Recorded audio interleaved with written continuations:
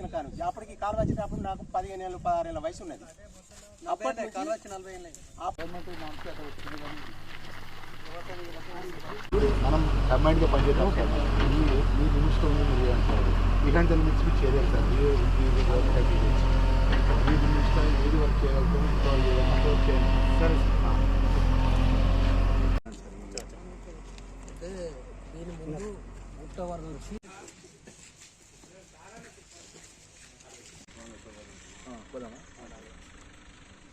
అది గత ఎప్పటి నుంచో కొన్ని సంవత్సరాల ఉన్నదాక పోషమ్మ తల్లి దగ్గర ఊరు పోషమ్మ దగ్గర పోదామంటే అక్కడ దారి లేకుండా అయిపోయింది. మొత్తం బుద్ధ మట్టి గుండి దేవుడు బాగా ఇబ్బంది అవుతుంది.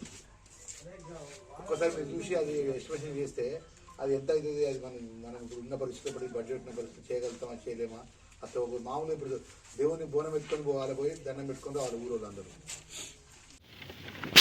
ధర్మపురి నియోజకవర్గానికి 129 గ్రామాలు ఉంటాయి. గోదావరి పక్కనే గోదావరి నది పోతుంటుంది. ఈ ప్రాంత దురదృష్టం ఏంటంటే ఈ ప్రాంత రైతాంగానికి ఈ గోదావరి నదికి సంబంధించినటువంటి పక్కన గోదావరి నుంచి ఒక నీళ్ళ చుక్క కూడా ఈ రైతాంగానికి నీళ్ళు అందాయి. గతంలో జవహర్లాల్ నెహ్రూ గారు ఏదైతే శ్రీరామ్ సాగర్ ప్రాజెక్టు కింద ఎస్ఆర్ఎస్పీ కింద ఉన్నటువంటి ఆయకట్టుకు ఉన్న కాలువల ద్వారా ఈ ప్రాంత రైతాంగం అంతా కూడా పంటలు పండించుకునే పరిస్థితి ఉంటుంది. గత కొద్ది సంవత్సరాల నుంచి ఈ కాలువల ద్వారా విపరీతమైన సిల్ట్ పెరిగి చెట్లు పెరిగి ఆ సంబంధించినటువంటి ఆ సిల్ట్ తీయకపోవడం కానీ ఆ చెట్లు తొలగించకపోవడం వల్ల ఆ ప్రభుత్వ పరంగా నిబంధనకరంగా ఎస్ఆర్ఎస్పీ ద్వారా బోల్చేరు ఇండియా బోల్చేరు నీళ్లు రామాయపల్లె అదేవిధంగా తిమ్మాపూర్ రాయపట్నం బూరుగుపల్లె ఇక్కడ ఉన్నటువంటి గ్రామాలకు అన్నింటికి నీళ్ళు అందే పరిస్థితుల్లో పాషికాం దాకా నీళ్లు పోవాలి. వెలుగుటూరు మండలం వరకు వాళ్ళు ధర్మపురి మండలం ఒక ప్రాంతం, వెలుగుటూరు మండలం ప్రాంతం రైతాంగా నీళ్ళు అందే పరిస్థితుల్లో ఈ కాలువ మీద ఉన్నటువంటి ఈ మట్టి పేరుకపై గతంలో 2 సంవత్సరాలు 3 సంవత్సరాల కింద వరదలు వచ్చి ఆ గండి పడి దానికి సంబంధించినటువంటి ఆ గండి కూడా పూర్తిగా పనులు మొదలుపెట్టకపోవడం ఇవన్నీ కూడా రైతాంగం తీవ్ర ఇబ్బందుల పాలవుతుంటే ఇరిగేషన్ అధికారులకు సంబంధించిన సిఈ గారితో అదేవిధంగా ఎస్సీ గారితో ఈ గారితో రాష్ట్ర ముఖ్యమంత్రి గారి దృష్టికి కూడా తీసుకెళ్లడం జరిగింది. ముఖ్యంగా గోదావరిని ఆనుకున్నటువంటి ఆరపల్లి గ్రామం కానీ దమ్మన్నపేట కానీ రాజారాం కానీ జైనా కానీ ఈ గ్రామాలు గోదావరి రోడ్డు నుంచి మొదలు పెడితే అప్పట్లో అక్కడ దమ్మన్నపేట వరకు ఉన్నటువంటి అటు ఇటు గోదావరి రోడ్డున్న పంట పొలాలు కూడా వెండిపోవడం జరిగింది. ఈసారి ఆ గోదావరమ్మ తల్లి నీళ్లు తక్కువ ఉండడం, ఎస్ఆర్ఎస్ డెడ్ స్టోర్ అయి ఉండడం ఆ ప్రాంత రైతాంగం ఇబ్బంది పడుతుంది. నేను మొన్న 6వ తారీఖు నేను ముఖ్యమంత్రి గారికి నేను స్థానిక శాసనసభ్యుడిగా ఈ ప్రాంత ప్రజల యొక్క ప్రతినిధిగా నేను విప్పుగా నేను ముఖ్యమంత్రి గారికి రిప్రజెంటేషన్ ఇవ్వడం జరిగింది.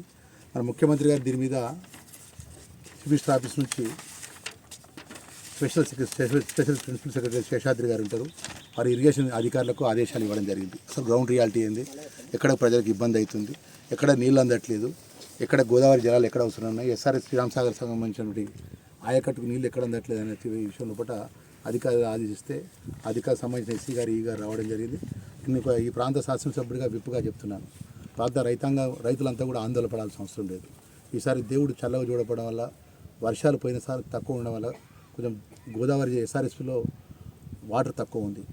ఉన్న వాటర్ని ఏ విధంగా ఉపయోగించుకునే విధంలో ఇలా ఆయకట్టుకు సంబంధించినటువంటి ఏదైతే కెనాల్ పోరే ఆ సిల్ట్ కానీ ఆ గడ్డి కానీ నేను స్పెషల్గా ఎస్డిఎఫ్స్ కానీ డిఎంటీ ద్వారా జిల్లా కలెక్టర్తో మీ ఇరిగేషన్ అధికారులకు ప్రత్యేకంగా నా శాసనసభ్యుడిగా నా నిధులు ఇస్తున్న 5 లక్షల వరకు ఆ నిధుల ద్వారా తక్షణమే పనులు మొదలు పెట్టాలని చెప్పేసి వారికి నేను చెప్పడం జరిగింది. ఎస్సీ గారు కూడా సానుకూలంగా స్పందించి ఎస్సీ గారు కూడా వచ్చింది స్వయంగా.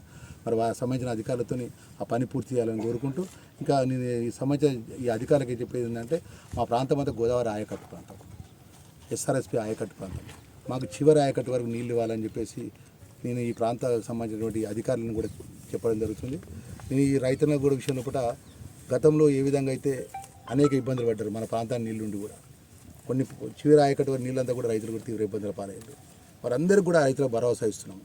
మేము 45 రోజులు నేను అధికారంలోకి వచ్చి మా బాధ్యతగా వ్యవహరిస్తున్నాం. ఇలా ఫీల్డ్ మీద అధికారులను తీసుకొని రావడం జరిగింది. ఇలా మాకు ఎస్సీ గారిని ఈ గారిని డిఈ గారిని ఏఈ గారిని అందరు అధికారులను తీసుకొని రైతులను స్వయంగా రైతులను అడిగి రైతుల సమస్య ఎందుకు కలుపుకొని ప్రెస్ వాళ్ళకు కూడా నేను మనవి చేసుకుంటున్నాను.